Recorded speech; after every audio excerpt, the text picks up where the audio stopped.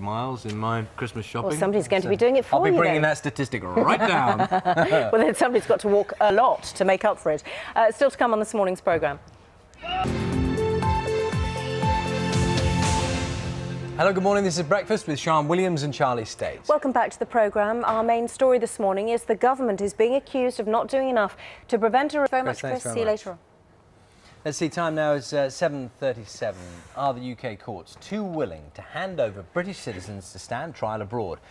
The case of Gary McKinnon, the man with Asperger's syndrome who's accused of hacking into US government computers, sparked a debate over whether the UK's extradition laws do enough to protect British citizens. Well, an independent review earlier this year found the system was operating fairly. Last night, though, MPs overwhelmingly backed calls for a review into extradition treaties, arguing it's easier to extradite people. This morning, Crime Stoppers are linking up with the Department for Work and Pensions because what they want people to do is to shop people who they think are benefit cheats.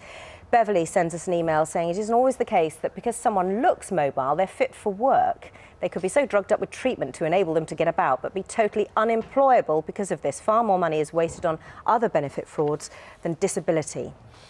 Some thoughts on horrible bosses. Steph's going to be talking about this a little later on. The idea that horrible people get on better. You nice guys come last in business. Why am I not surprised by that? You're more prepared to walk over people.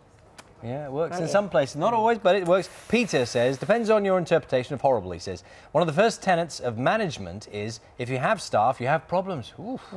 The basic fact is that lower ranks, he says, will always find things to moan and groan about.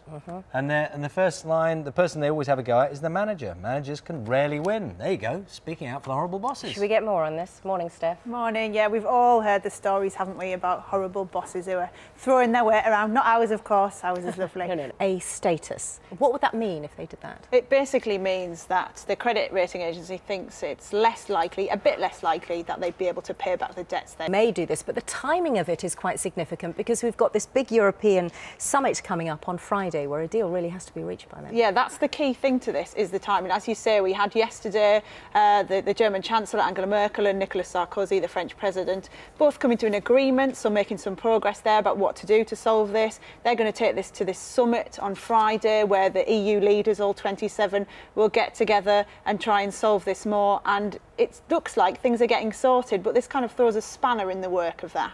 Has there been any reaction so far to this news that credit and pause